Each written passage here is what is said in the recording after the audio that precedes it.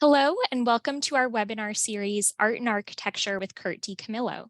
My name is Kathleen McKenzie, Events Manager here at American Ancestors New England Historic Genealogical Society. American Ancestors is a nonprofit organization supported by our members and donors. We are the oldest and largest genealogical organization in the country, specializing in providing resources, research, and expertise that uncover the stories of families, family objects, and family homes. We are pleased to offer such programming for our members and friends around the world. Our moderator for today's webinar is Kirsten Gamble-Bridier. Kirsten is Executive Director of the National Trust for Scotland Foundation, USA. Based in Boston and with members across all 50 states, NTS USA exists to support the work of Scotland's largest conservation charity. It protects Scottish heritage and natural beauty, including Brodick Castle on the Isle of Arran, now and for generations to come. And with that, I'll go ahead and turn things over to Kirsten.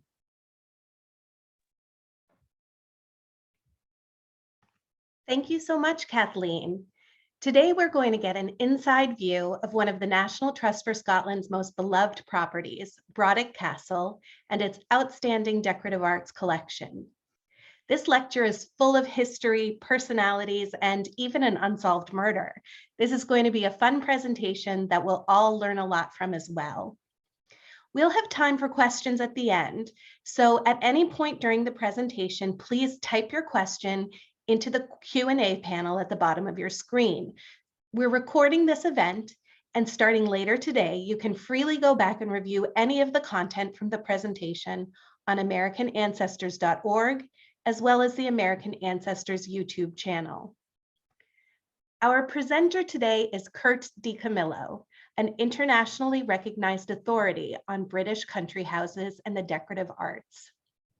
Curt joined American Ancestors in 2016 as the first curator of special collections.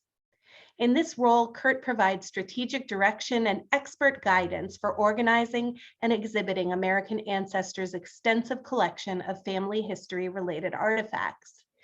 He's also led highly successful heritage tours for the organization to England, Ireland, Italy, and of course, Scotland, and has lectured extensively in the United States and abroad. Curt was previously Executive Director of the National Trust for Scotland Foundation USA, and he left some very big shoes for me to fill. We're delighted to have him share the story of this very special National Trust for Scotland property. So without further ado, please join me in welcoming Curt DiCamillo. Hello, everybody, and thank you so much, Kirsten and Kathleen. Kathleen, as many of you may know, is our new wonderful moderator. She's temporarily filling in for Ginevra Morse, who's out on maternity leave, and we'll be hearing a lot from Kathleen in the future as well. It is a gorgeous day in Boston. If you weren't clear on this already from listening to me in the past, Boston is the most important city in the world. And right now, New England is the most wonderful place to be because there's no better place to be than October in New England. But we, of course, are going to be talking about Scotland, and specifically this place, Brodick Castle on the Isle of Arran. It's really important to realize that even though what you see here primarily was built in 1510, there are elements of this house that go back to 13th century, the 1200s. It's rather astonishing when you look at it. A very big part of this house is the fame that it has within Scotland. And I think that can be proven by the fact that the Royal Bank of Scotland's 20-pound note has had this picture of Brodick Castle on the back of it for the last 20 years. It's that iconic to the people of Scotland. And just give you a sense of where we are, here is Edinburgh as a point of reference on the map of Scotland. And right over here on the left is the Isle of Arran. This has been a popular place to be for hundreds of years. For most of those years, the entire island was owned by the Dukes of Hamilton. And in the 19th century, as you can see here from this painting from that century, it was a romantic place to be. And of course, the reason people came to Scotland in the 19th century was primarily because of Queen Victoria and Prince Albert, who loved Scotland. And this romanticized idea of Scotland as the perfect vacation spot came about when they started going to Scotland and later built Balmoral Castle in the Scottish Highlands. This is a view today. You can only get there by a ship. There are no bridges over it.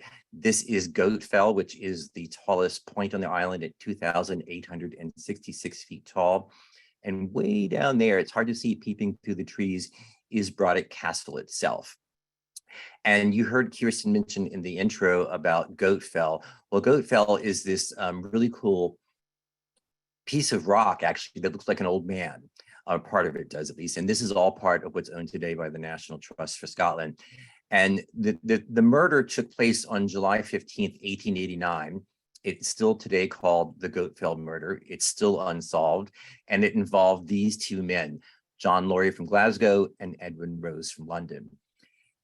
On August 4th of 1889, Rose's body, which had been hidden, was found on Goatfell. And what's interesting, his body was decomposed. It was hidden in a hut built of rock, and his skull had been shattered in, and his spine was badly broken. Nobody knows what happened, but they believe that it was Mr. Laurie who killed him. The two of them were known to be hiking together.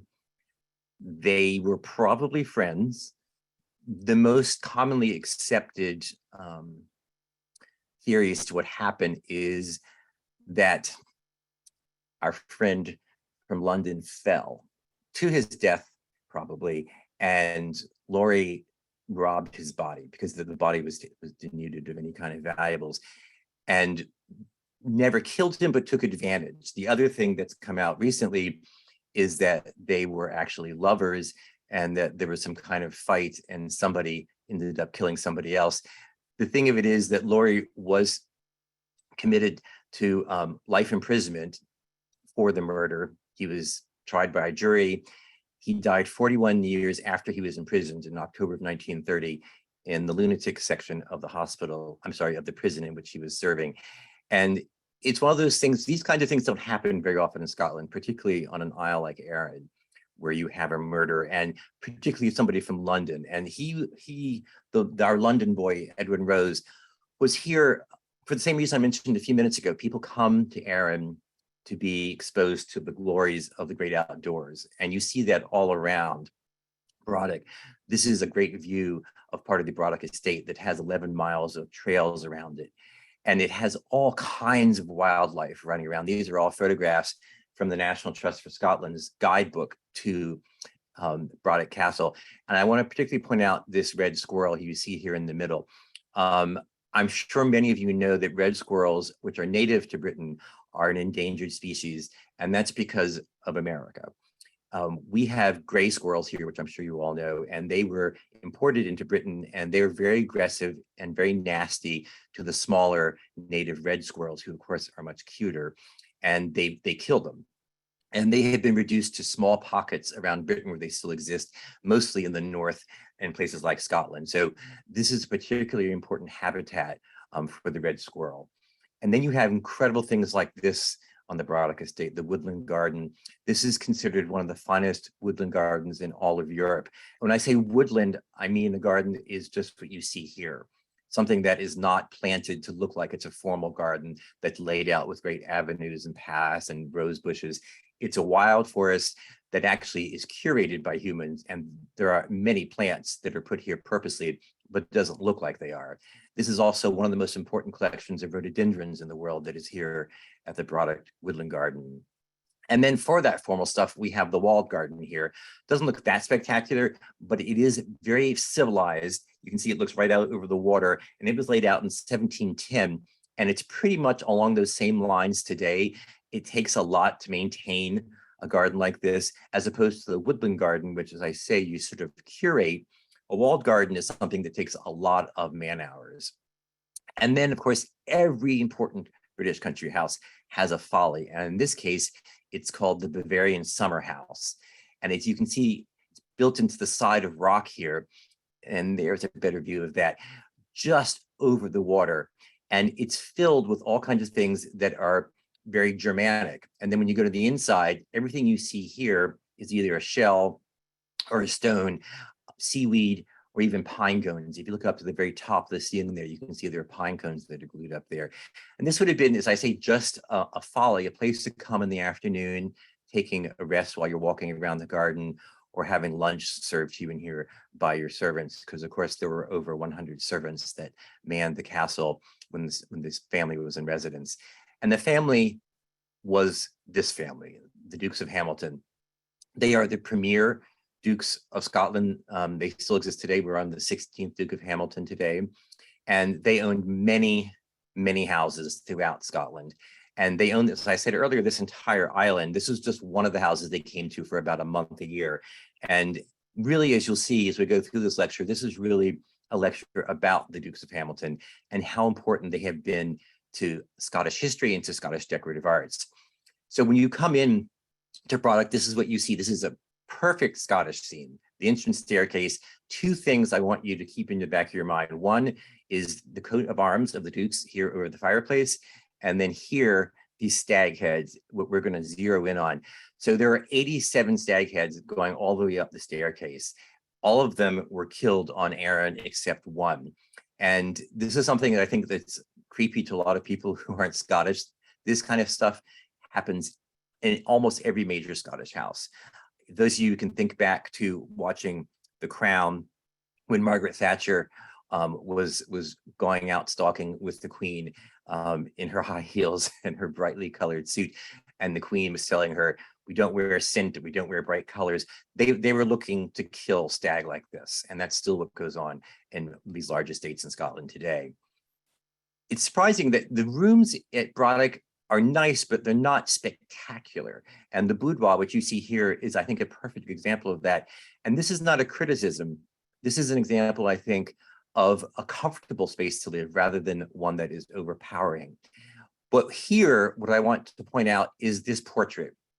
This is a portrait of the 12th Duke of Hamilton, who, as a friend of mine in Britain says, was unusually handsome for a duke. The aristocracy, of course, very inbred, so they tended not to be the best looking of their species. This guy was very good looking with that lovely red hair and those blue eyes. But I also want you to look at something else right here, which is that sconce, which is hard to see, so we're going to zoom in on it. It's a silver gilt, so it's a silver sconce that has gold overlaid on parts of it. And what it contains is elements of the coat of arms of the Dukes of Hamilton. So there you see the coronet of a duke, which is strawberry leaves. And then above that, you see the family emblem, which is an oak tree that's being sawed down. And if you look here back to what we saw a few moments ago to their coat of arms, you can see those two elements are part of the overall coat of arms. And this kind of decorative arts exists all throughout Brodick, subtle references to the family and to how important they are. This is one of my favorite things from Brodick. This is a creamer in the shape of a cow. You, of course, picked up her tail and the cream came out of her mouth. This was made, as you can see, in London in 1757. And when I saw this, when I was in Brodick the very first time, it reminded me, believe it or not, of Highclere Castle. Long before it was used as the filming location for Downton Abbey, it was famous as the fictional Totley Towers, the home of Sir Watkin Bassett. And that was in 5 episodes of Jeeves and Wooster, which many of you, I'm sure, remember from the PBS series. And in one of the very first episodes that they produced, Bertie Wooster is accused of stealing a silver creamer like this in the shape of a cow from this house, ultimately Highclere Castle, but meant to be Totley Towers. And that just makes me smile every time I think about it. There's something really unusual here. There are quite a few things about Brodick that are unusual, but one of them is owning buffalo silver. Buffalo silver is a uniquely American form of silver. It shows, as you could imagine, buffalo, in this case, the hunting of buffalo. You can see in that picture there on the left, the back of the Native American that is trying to kill the buffalo. And you can see another Native American here. And I don't know the story. Kirsten might be able to enlighten us when I'm done, exactly why the Dukes of Hamilton were interested in not just American silver, but a very rare and exotic form of silver that just focused on the American West. So this is Princess Marie of Baden, who was also the Duchess of Hamilton. She married the Duke of Hamilton, and as a wedding gift, the Bavarian summer house that we saw earlier was built for her.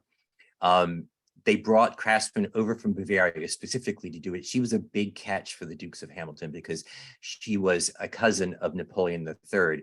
And when she married the 11th Duke of Hamilton in 1843, it was big news actually all throughout Europe. She, probably not surprisingly, did not find life on Arran to be that lovely, and left whenever she could.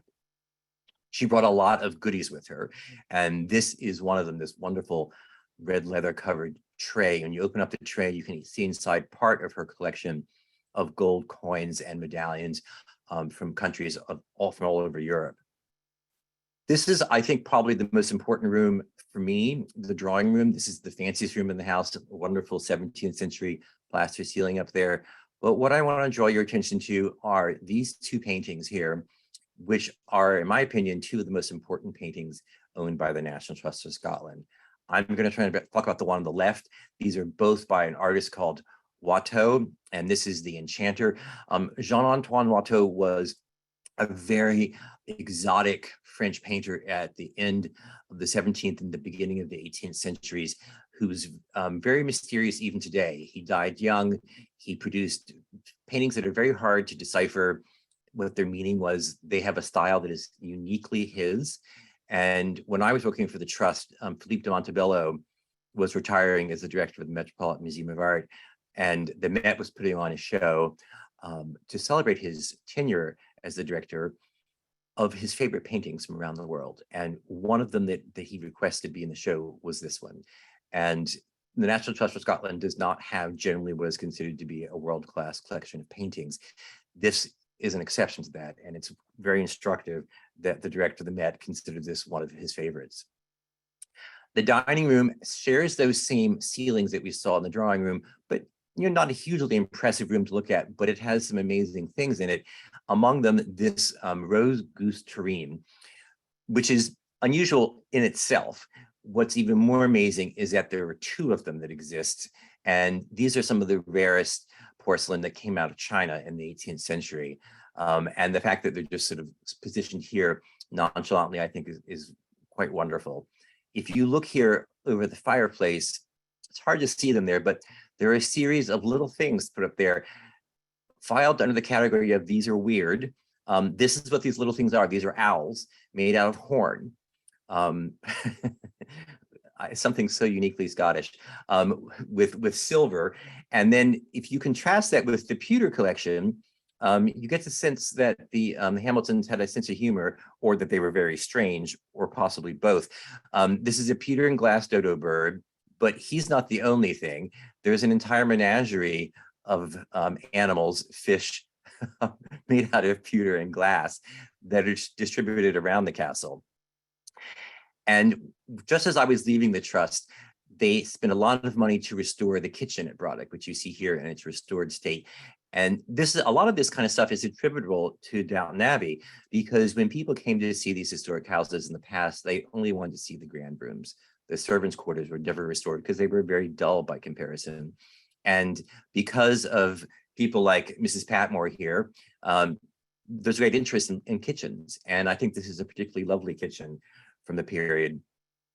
So this is Mary, the Duchess of Montrose, done by the very important early 20th century artist, Philip de Laszlo. And she was the only child of our friend, the 12th Duke, the good-looking Duke. And it was her daughter, so Mary's daughter, who in 1958 gave Brodick Castle and 7,300 acres to the National Trust of Scotland, which is an astonishing thing to do. Oftentimes, and that was the case here, you do this to forgive death duties. So when someone dies with a certain state, the taxes can be very high on it. So in order to avenge that, you go to the government and say, listen, I don't have that kind of cash. I'd have to sell everything I own to pay it. Why don't I just give you everything? And then you open it up to the public. And so that's what oftentimes happens. The government accepts it in lieu of the cash, and then the government turns around and donates it to the National Trust for Scotland. There are some astonishing things in the collection of Brodick Castle, and I start with this one here, this early 19th century agate spoon. This is a spoon that was never meant to be used. It was just for display. It was mainly done to give you a sense of bling. So you have a spoon that is made out of this very bright agate, and then you have solid gold fittings with enamel and diamonds on it.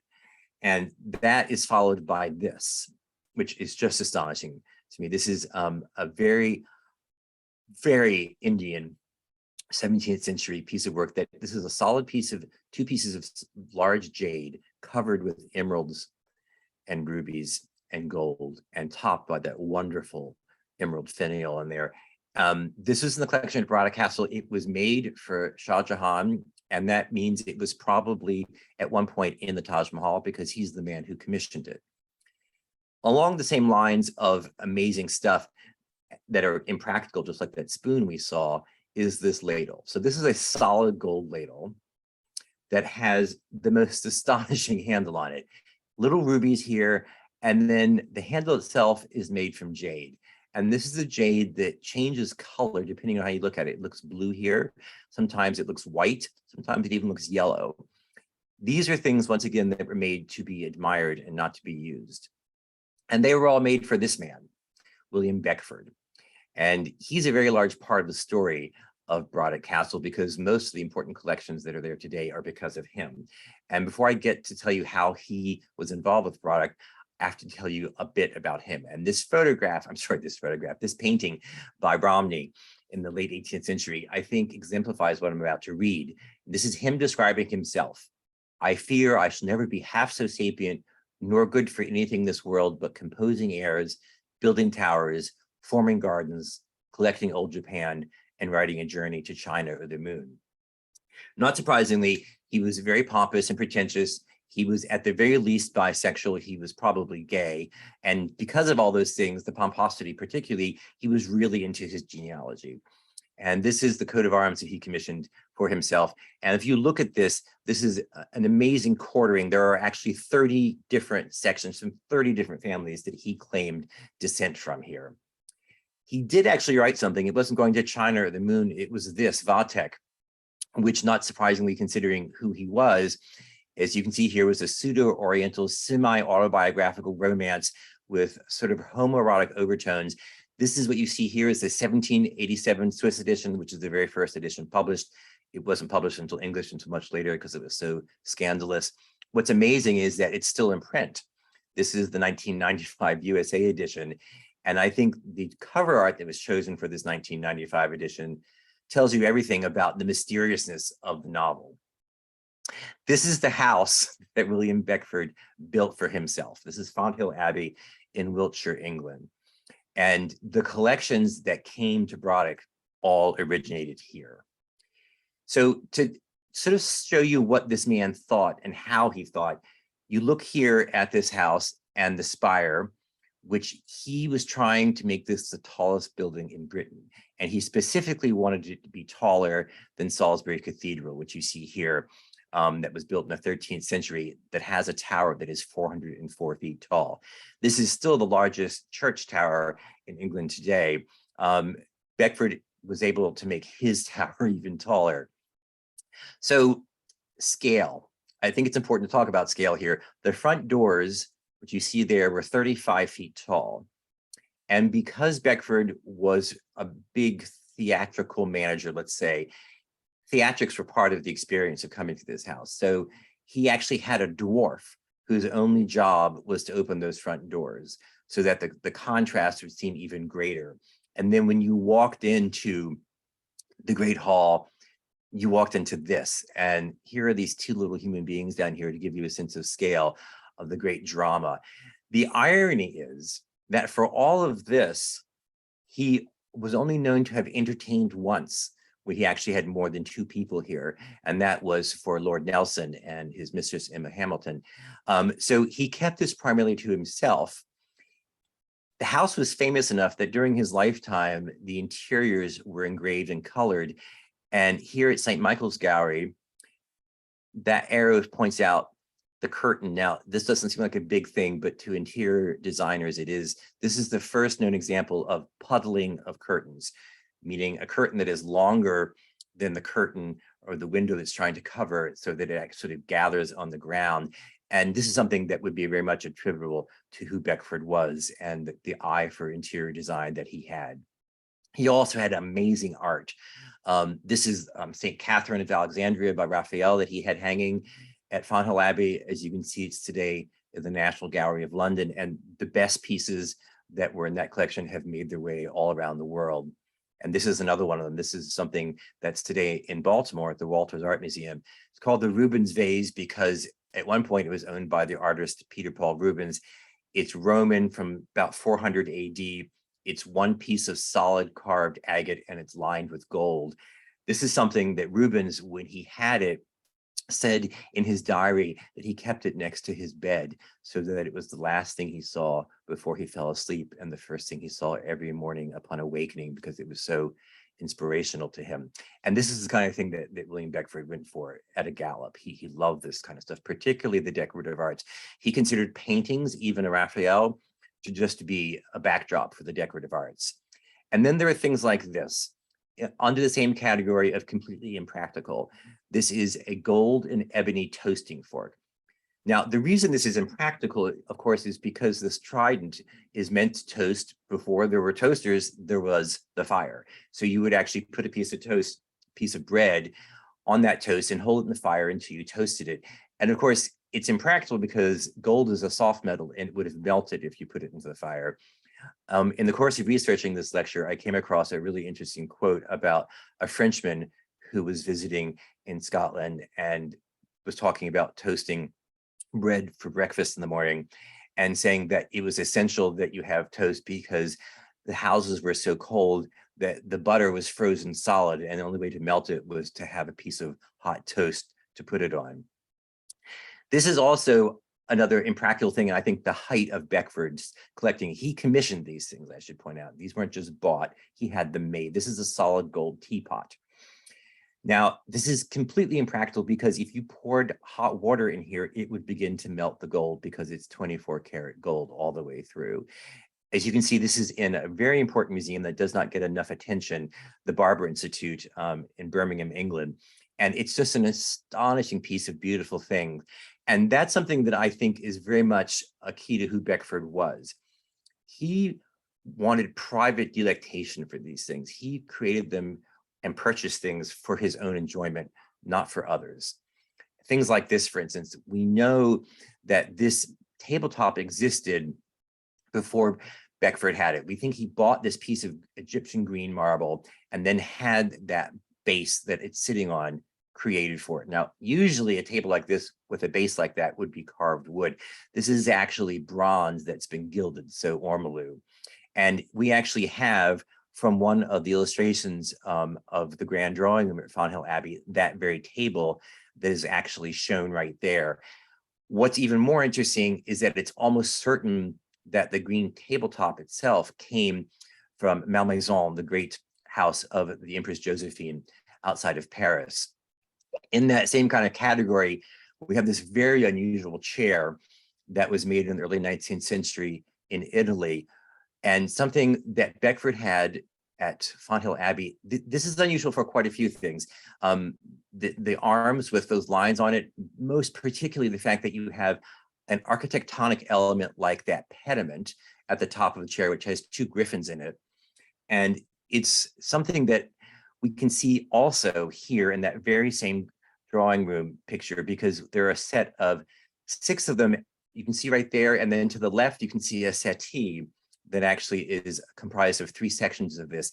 We know that he had this entire suite of furniture, all of which was sold when he ran into financial problems. These pieces did not find their way into Brodick Castle and the Dukes of Hamilton, but we're almost positive that that suite of furniture was made for Napoleon.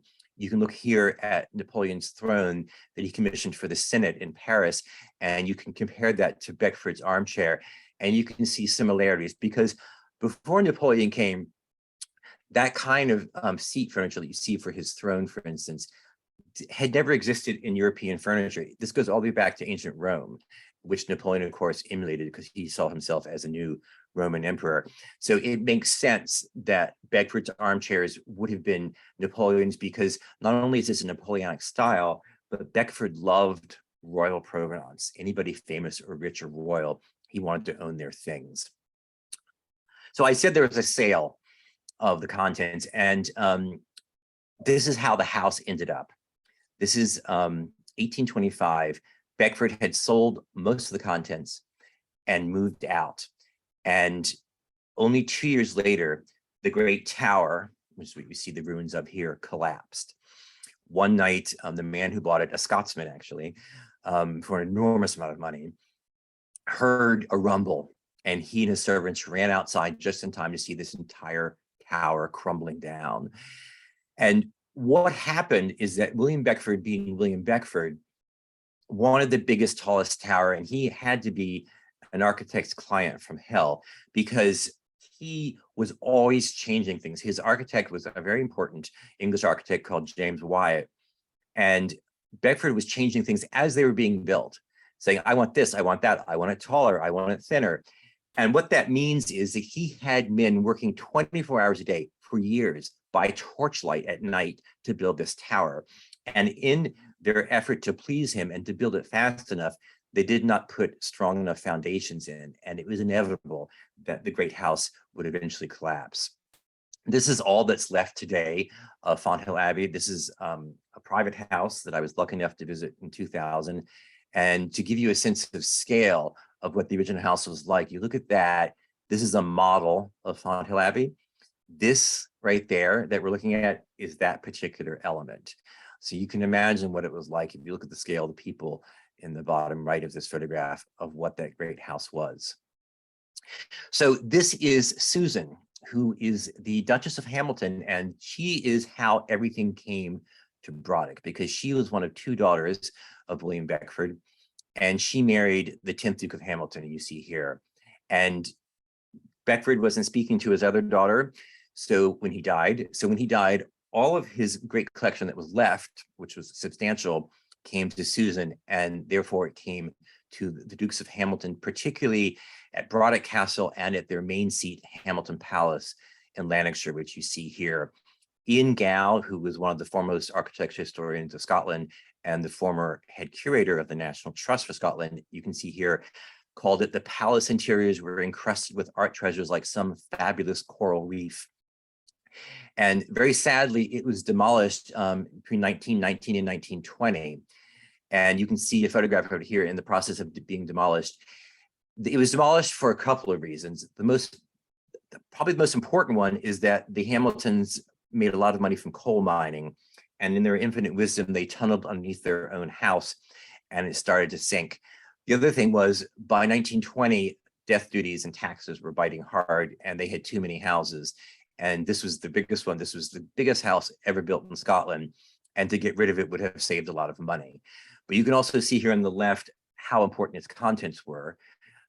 Two cabinets that came from the Winter Palace in St. Petersburg, and a mahogany table that came from Napoleon's bedroom at St. Helena. St. Helena, of course, was the island where Napoleon was exiled by the British until he died. This is the great entrance hall that you walked into. Very austere, but incredibly impressive and very much deserving of the word palace. You can see Ian Gow once again calling this place a place that was peopled with bronze statuary and Irish black marble bases polished to such a gloss they reflected the pavement like a mirror. And then there was the long gallery. Long galleries were traditionally hung with ancestral portraits, and they were very long so that you had a space to exercise in when the weather was bad outside. Because dukes are considered to reign like a monarch, there is always a ducal throne. So you see a ducal throne under a canopy down there.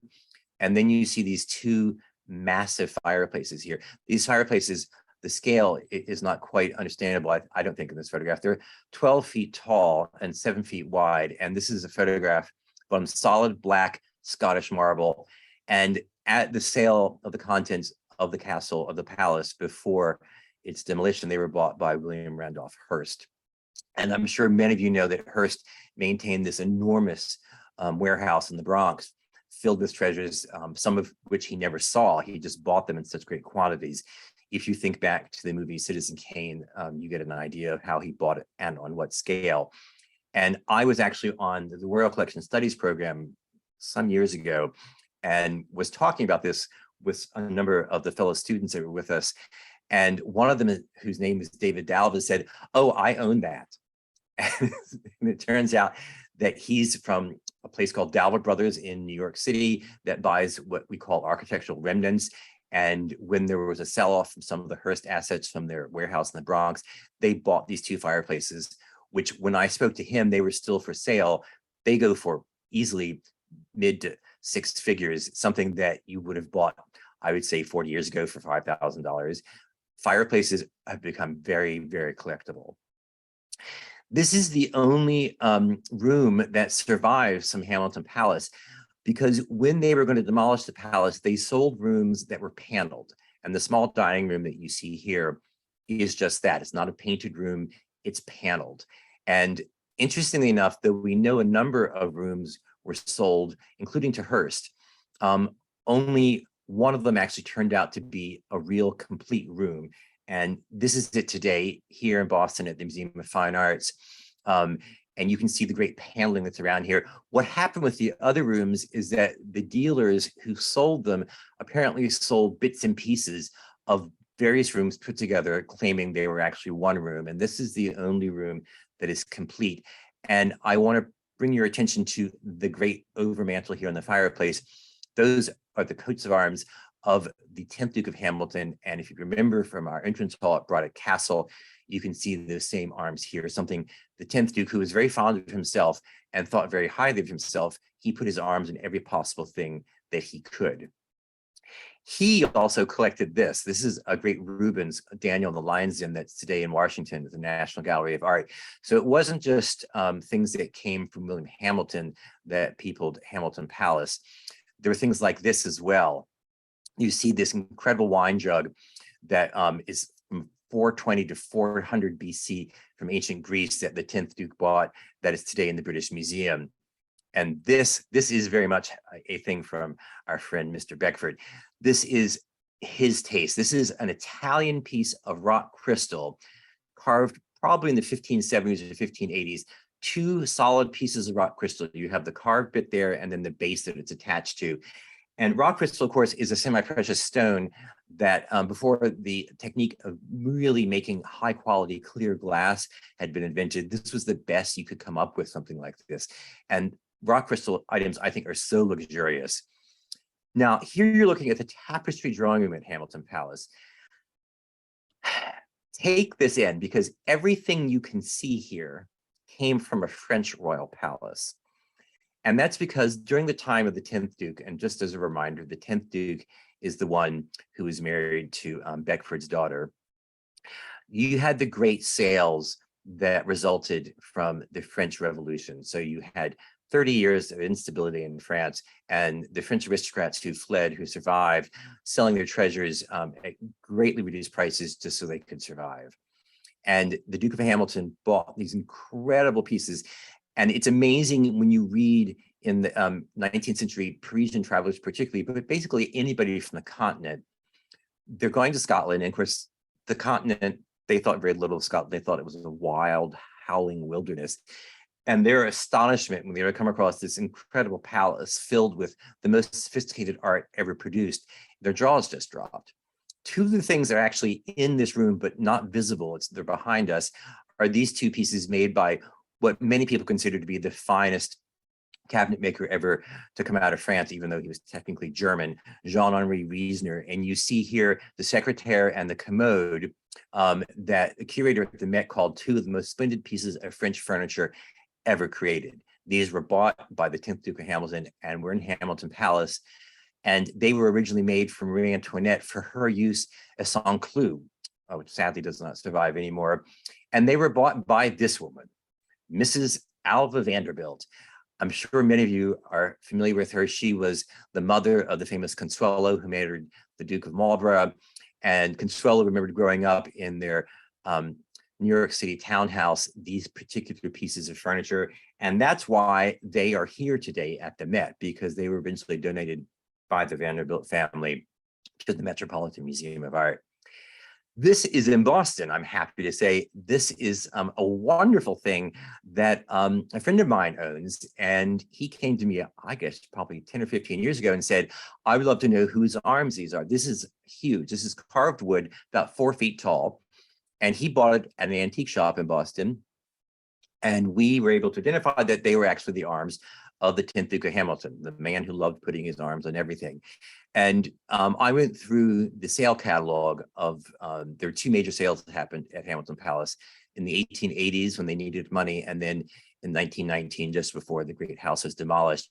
And we couldn't find a mention of this being sold. We could find mentions of great pier glasses, which is to say very large mirrors that were sold. And we think that these were probably attached to these great mirrors, which could have been 10 or 15 feet tall.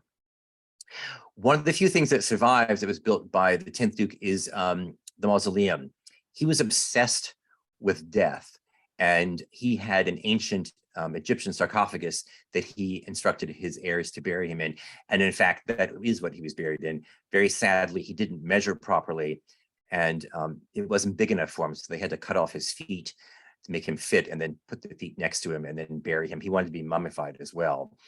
This actually enough is modeled on the Pantheon in Rome, a very modified dome. And when you go in the inside, it's very clearly modified on the Pantheon because you can see the interior of the Pantheon here. It also had for at least 100 years, the longest man-made known echo.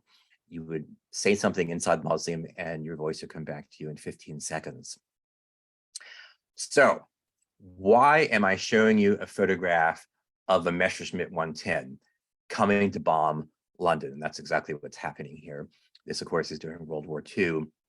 And that's because on May 10th, 1941, in Renfrewshire, Scotland, a Messerschmitt crashed. And this is actually a photograph of the crash. And this is the man who, of course, was piloting it, Rudolf Hess, who was at that point second in charge of the Third Reich. He was second to Hitler. And he believed, and this is probably true, that he wanted to bring peace to the world, and he wanted to end World War II, and he thought he could make a special mission to Scotland. And to see this man, the 14th Duke of Hamilton, who he believed was sympathetic to the Nazi cause, and furthermore, that he thought he would be very influential with the king, with George VI, and would be able to stop the war. So, of course, there are lots of questions about this, many of which are unanswered at this point. Firstly, why would he go to see the 14th Duke? Well, as you can see here, the 14th Duke flew his own plane over to observe the 1936 Summer Olympics in Berlin. And because of that, the Germans thought he was very sympathetic to them. That may or may not have been true. There have been all kinds of allegations ever since this event happened. As I'm sure you know, Rudolf Hess was kept in a prison, Spandau prison, for the rest of his life. He killed himself in his 90s. This was an enormous prison in West Germany that was kept open for just one man, for him. So the theory has always been he had secrets that couldn't be allowed to get out to the outside world, so he was kept locked up. The Duke has been accused of being a spy for Germany and also a spy for Britain, meaning that he pretended to be friendly to the Germans and flew his plane over to get information on them. Regardless, what he's most remembered for today as being the man who piloted the very first successful flight over Mount Everest in 1933. You can actually see, this is a photograph of one of the planes actually going, I think there were 3 of them.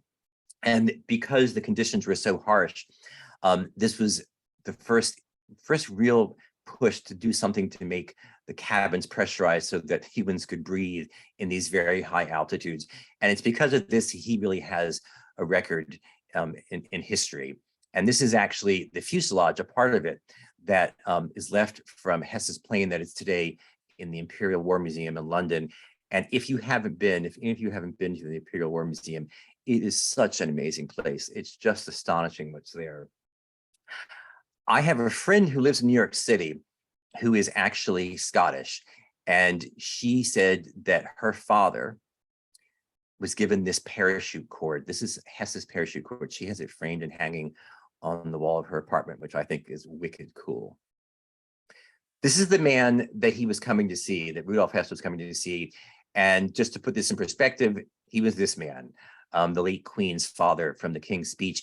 And it also revealed, if in fact that's the truth, the lack of knowledge that Hess and maybe the German high command had about how the British parliamentary system worked, because Hess thought that he could go to the Duke of Hamilton, who would go to his friend, the King, and say, this has got to be stopped. And the King would say, the war is over.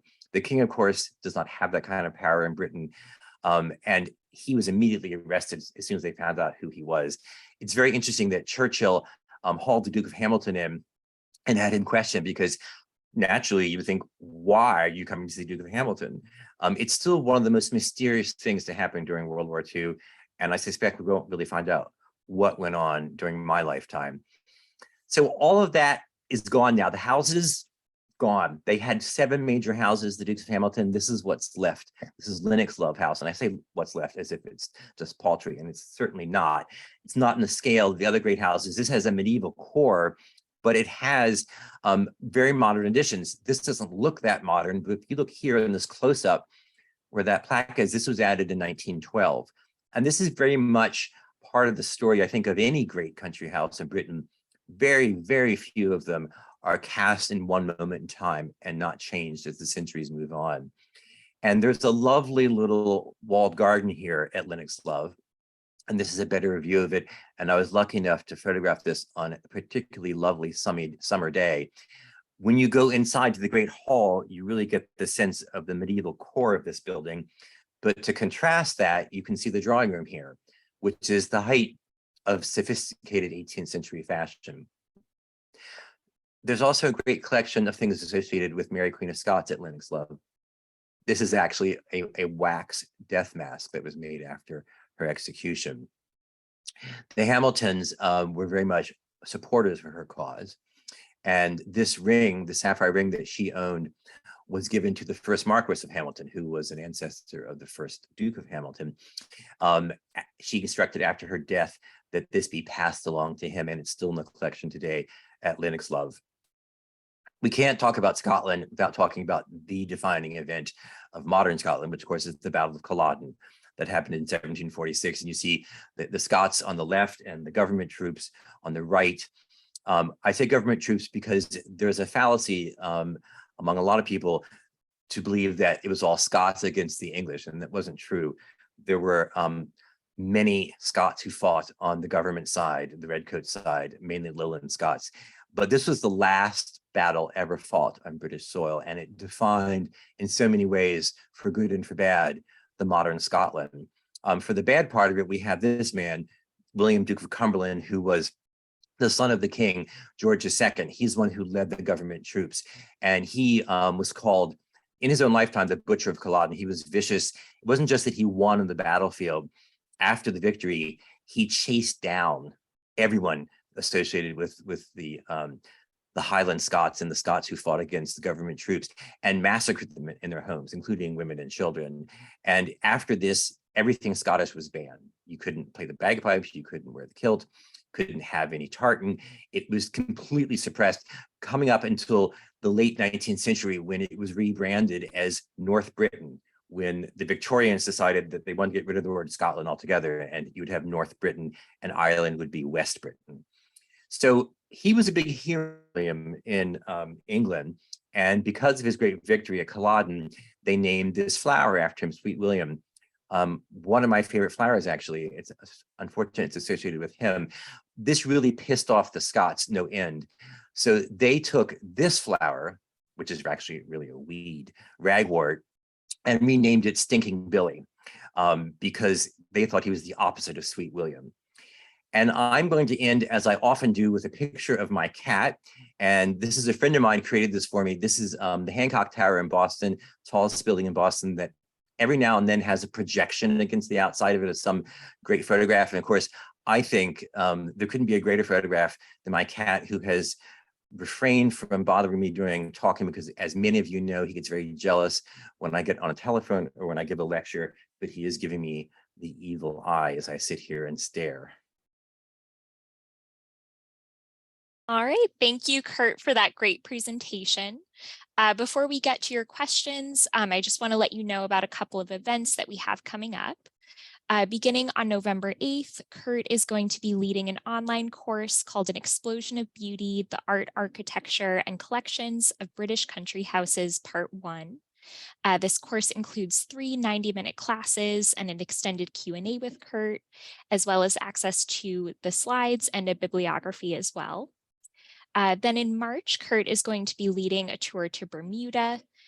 Curt, along with noted Bermuda experts, will lead participants on a behind-the-scenes tour of the island's finest private homes, museums, and cultural institutions.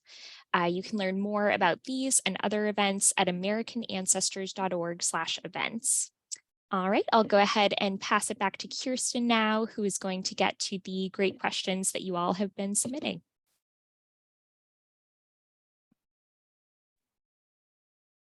Thank you so much, Kathleen, and thank you, Curt.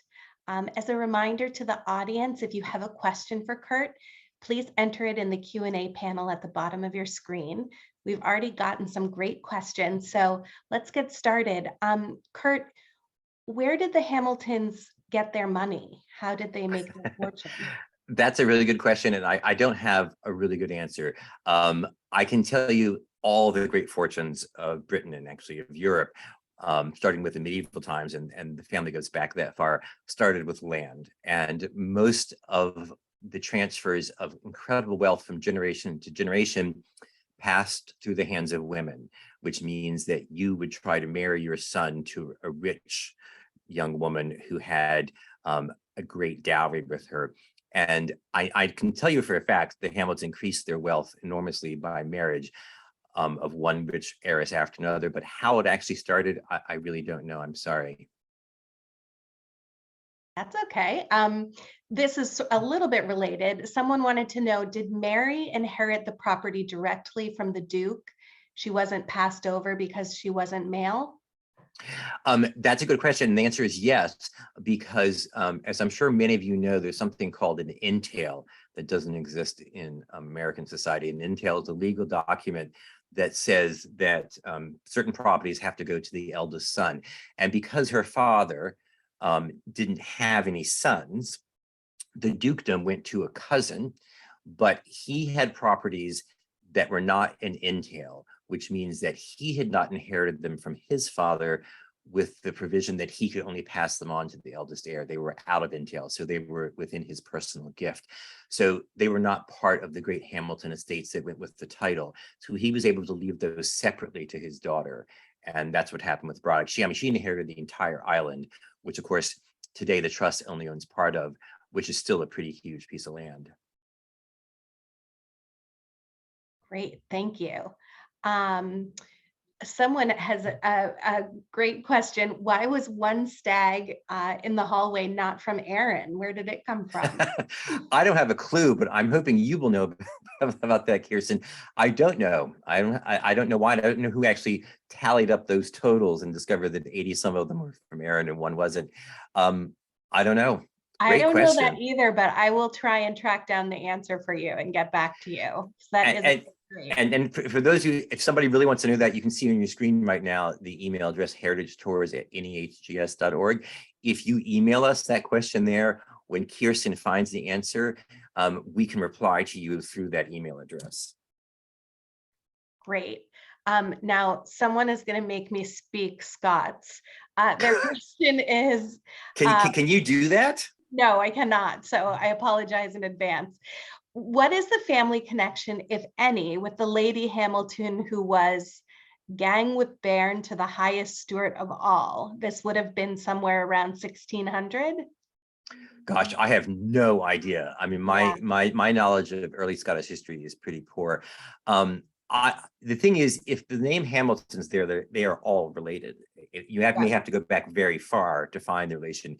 But I've been told that by genealogists. If you have the name Hamilton, even today in America, you can trace yourself back to the original Scottish family. So, and that's true, for instance, Emma Hamilton, the famous mistress I mentioned during the lecture of Lord Admiral Nelson. She was not a Hamilton by birth. She married Hamilton, but her husband, Sir William Hamilton, who had the most important collection in the world of Greek and Roman vases, was a relation of the Duke of Hamilton. So, and he didn't have a real title. He was just given a knighthood and had the word Sir before his name. So he wasn't from the noble part of the family, but he was definitely a Hamilton, and he was very proud of the fact that he was related to the Dukes of Hamilton. Great. Hold on one second. There was someone made an interesting comment that I just wanted to jump in. She says that Susan Beckford's grandfather, William Beckford, was a slave trader and made his money in sugar in the West Indies. Yes, I'm sorry, go ahead. I didn't mean And to I interrupt was you. just going to add to that, one of the projects that the Trust in Scotland is very actively pursuing right now is called Facing Our Past, and it's tracking down the connections between its properties and the slave trade, mostly in the Caribbean, and is expanding over the next year to look at the links between National Trust for Scotland properties and colonialism across the British Empire. But I'll just Well, I'm so glad that that question came out for all kinds of reasons, not the least of which is the opportunity to talk about that project. And for those of you who haven't heard it or seen it, we had, I can't remember her name, Kirsten, here as part of our series at NEHGS, the woman who's heading this project for the Trust last year, maybe earlier this year. Thank you very much. And it's on our website, on our YouTube channel, actually. You can go to YouTube and then do a search for American Ancestors, and all of our past webinars will come up, and that's one of them there. And it's very informative. Getting back to her grandfather, who was called the Alderman Beckford, he was one of the largest slave owners in the world at the time. And the reason that his son, William Beckford, they're both William actually, so we call him Alderman and his son William, was so rich was because of his father. And he was possibly the richest man in England when he inherited his father's fortune. That he spent buying things that we saw and rapidly depleted it. But yes, it all started like so many of these stories in slavery. And as a matter of fact, the National Trust in England, as they say in Scotland, the other National Trust, believes that now a third of their houses, they have about 400 houses, are built on slave money. We have a couple of questions asking if Alexander Hamilton is related to the Scottish Hamilton. Well, I'm sure you know Alexander Hamilton was illegitimate. And I don't know it. That's really all I can say is that he was illegitimate and he was born in either the Caribbean or the Indies. I'm not sure which. So I don't know. The answer is I don't know, but I'm not sure if he's a Hamilton by birth or that's a name that was assigned to him by his mother or if it's a name he picked out himself. I simply don't know. But I wouldn't be surprised. It's a name that works very well. It's easy to spell. It's easy to pronounce. It carries a lot of weight in aristocratic circles. So I wouldn't be surprised at something he chose. I don't know how much is known about his birth parents and what his real lineage is, but that's a great question. Great. Are there other areas of Scotland besides Arran that are associated with the Hamiltons? Well, they were all over. I mean, Hamilton Palace is in Lanarkshire, which is was in Lanarkshire, which is outside of Glasgow. And as I said, they at one point had 7 major houses. And off the top of my head, I can only give you those 2. But it's pretty easy to do a Google search and come up with, just type in Duke of Hamilton country houses, and I'm sure you'll come up with them. Of course, not to ring my own bell here, but you could also go to my website, thedicamillo.com, and there's a search feature in there that allows you to search for houses by a family name. So you could type in Hamilton, and you would of course get all houses that had a Hamilton, and not necessarily just the Dukes of Hamilton. But as I said, they had 7 major houses, and each of these houses would have been filled with treasures. Great. And somebody wanted to know, Curt, how you got interested in architecture. Well, let's just say I was a strange child. I love telling this story. When I was 5, I remember asking Santa Claus for a purple book on the British royal family. And that's because I knew purple, God knows how I knew this at 5, was the royal color. And I never forgave Santa Claus because I can still picture the book. I got a purple book, all right, but it was Pinocchio. And I'm sure my parents thought that would keep me quiet. But of course it didn't. And I was greatly helped by the little old lady across the street from me. I, like a lot of gay boys, didn't have a lot of friends my own age. Most of my friends were 80-year-old women. Seriously, there were 2 of them lived across the street from me. And one of them, Mrs. Lindemann, sort of took me under her wing. I went over every weekend and spent hours talking to her. She had a son who was an architect and who had the same first initials as mine, CJ. And she gave me all these books on architecture and started me on my way, and started my mind questioning what was out there in the big world. And I'm still to this day very grateful to her. Wonderful. That's great. Let's see, just a couple more here. One about the Indian piece that you showed from the Taj Mahal potentially. Where would they have acquired that? Would he have gone to India or would it have been brought to the UK? I don't think that he ever went to India. I don't know. I mean, he had a man who bought for him, who we're pretty sure was his lover, who was a Portuguese man. I can't remember his name now. Portugal was at this time a great ally of England. And we know that Beckford went to Portugal, went to Lisbon and bought a lot of things there. We know he had agents working for him all over Europe. They knew what he liked. I would say almost certainly that he never went to India. And because of Britain and India and its relationship with India, it's very possible, once again, I don't know, but I'm just sure this is probably documented in the National Trust for Scotland archives, that this could have been looted from an Indian palace by the British during one of the many takeovers of the princely states of India. I don't know that. I'm just saying that's a possibility. The other thing is it could have been sold by an Indian noble family and purchased by Beckford from a dealer or at auction. But he had more than just this one that I showed you, that vase and cover. He had a number of things from India. And the reason he liked them, of course, is because they were covered with jewels and were made out of precious stones. Great. So just a couple more questions before we wrap up that are a little more general. Someone asked, when was the castle opened to the public in its current form? Do you know that, Curt? I don't know that, but I can guess because we know it came to the trust in 1958. And I would guess by 1960, it was open to the public.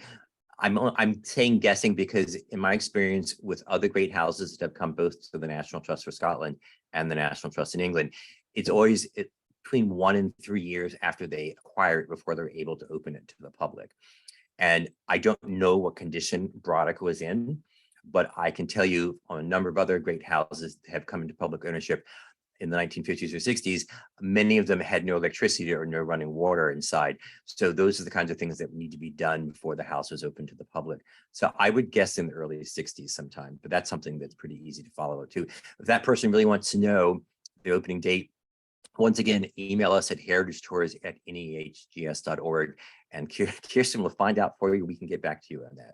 Yeah, I will say I am lucky that I was able to visit Brodick this May, and they have recently reinterpreted the castle. So now it really focuses on the Victorian era of the family living there. And there's some interesting displays, including a bowling alley that's open. Oh, cool. In the castle, because it was really used as sort of like a summer home during the Victorian era. The Princess Marie's garden house that you showed has really been cleared. All of the rhododendrons had grown up all around it and it's been cleared. So now when you take the ferry over, you can actually see it, the summer house from the ferry. Oh, cool. The castle and the gardens are just looking spectacular. So the last couple of questions, one person wanted to know, is the British Houses course that you're going to be giving similar to the one that you've given in the past? It is, in fact, the same one that I gave 2 years ago. That class almost killed me to prepare. And when they asked me last year to do another class this year, I said, I don't have the time to do that. So we're repeating the class that we did 2 years ago. Great. And then the last one, I think, could be a question for both of us, Curt. Is there a similar program about Culzean Castle? I mean, a program like a lecture like this about Culzean? Well, that's a great idea. I would love to do Culzean. I didn't talk about Culzean, obviously, because it doesn't have any Hamilton connections. But for those of you who are unaware, Culzean, very confusingly for Americans, spelled Culzean, is the most important property, certainly from a visitor standpoint, that the National Trust for Scotland owns. And it's very unusual in being designed by Robert Adam, the great 18th century Scottish architect, in a castle style. Most of his buildings were in a neoclassical style. So it looks like a castle from the outside, but the inside, it is pure 18th century neoclassicism run amok. It's just fantastic. And there are a lot of stories there, from illegitimacy to smuggling, So yeah, we should totally talk about that. Yeah, let's do that, Kirsten. All right, well, thank you so much, Curt and Kirsten, and thank you to everybody for your thoughtful questions. If you have other questions, as Curt has said, please feel free to contact us at heritagetours@nehgs.org. Thank you again for joining us, and you will have an opportunity to fill out a survey and give us your feedback on today's webinar. As we continue to expand our webinars and online offerings, any feedback that you have is very helpful and appreciated. This free webinar was made possible by the generous support of members and friends around the world. Please consider making a gift to American ancestors to help keep these programs free and to help create more. Thank you again, and I hope to see you all at our online programs in the future. Goodbye for now.